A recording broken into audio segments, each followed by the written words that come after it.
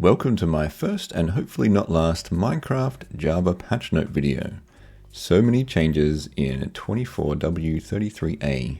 I'll be covering the major changes and some of the minor ones, concentrating mostly on the most exciting and game-changing ones. Apparently there were 200 bugs fixed in this one, so the devs have been super busy as well. The top features in this patch are the addition of bundles, Minecraft improvements, tons of general changes which I'll highlight the exciting ones, additional baby mobs, and a bunch of other interesting changes. Experimental features. These ones you'll need to enable when creating a new world. Bundles are back. These ones were added for a while back in 2020, but never were actually officially released. Bundles let you stack different blocks or items together in the same inventory slot. It seems like a bit like a shulker box, but it sits in your bag in your inventory, and you can access it from your inventory rather than having to place it on the ground. When you mouse over it, it will show you what's in the bundle. If there are 8 items in the bundle, you'll be able to see them in the tooltip. You can fit only one stack per type, but it seems multiple different items can be stored in there. I'm not sure what the limit is. Seems kind of cool, like a more accessible shulker box that sits right in your action bar and can be accessed directly. You can craft one of these bundles with 1 string and 1 leather. Minecart improvements.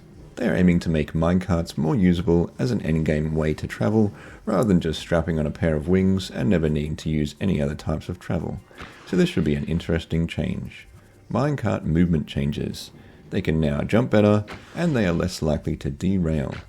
Better movement around corners. They have their speed adjusted with a new minecart max speed setting. This defaults to 8 blocks per second and can go all the way up to 1000 blocks per second if you want to change that in the settings. Minecarts can no longer be placed within other carts, so they'll no longer be able to be used as a way to entity cram mobs, which is a bit sad. They will consistently also pick up mobs when moving along a track. General changes. The nether portal cooldown. After using a nether portal, minecarts and boats only need to have left the portal for 0.5 seconds, which used to be 15 seconds. Not really sure what the benefit of this is.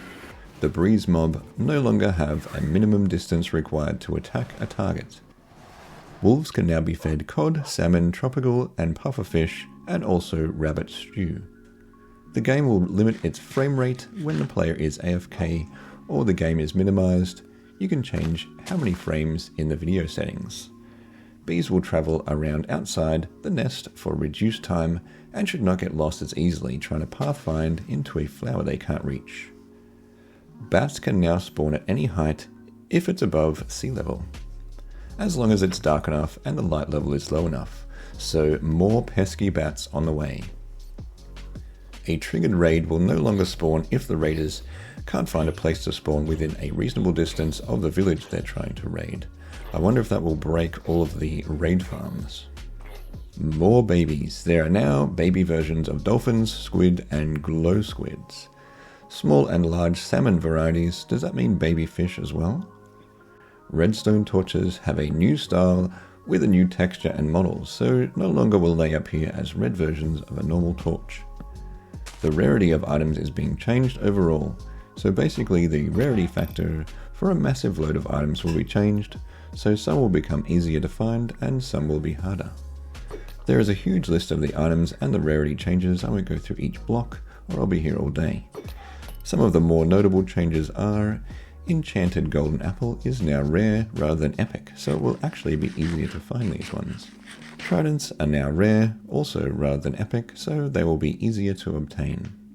Items moving to epic, so these are really rare, are now elytra, dragon head, and the silence armor trim. So time to stock up on elytras as they're going to be even harder to obtain. Inactivity FPS limit. This is kind of a boring one, but the game's frame rate will now be lowered when you are AFK or the game is sent into the background. I think I already had a mod for this, but now it's built in. You can change the options of the FPS limit in settings. Trial Chambers changes. That's hard to say. There are now variations to the hallways, including encounters, which are short challenges leading to a larger chamber.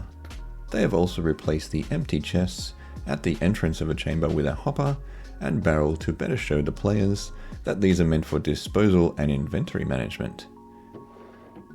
So that is it for what I thought were the interesting changes in Snapshot 24W33A of the Java edition of Minecraft. Thanks for watching. If this video helped you out, don't forget to hit the like and subscribe button, and I'll see you in the next one.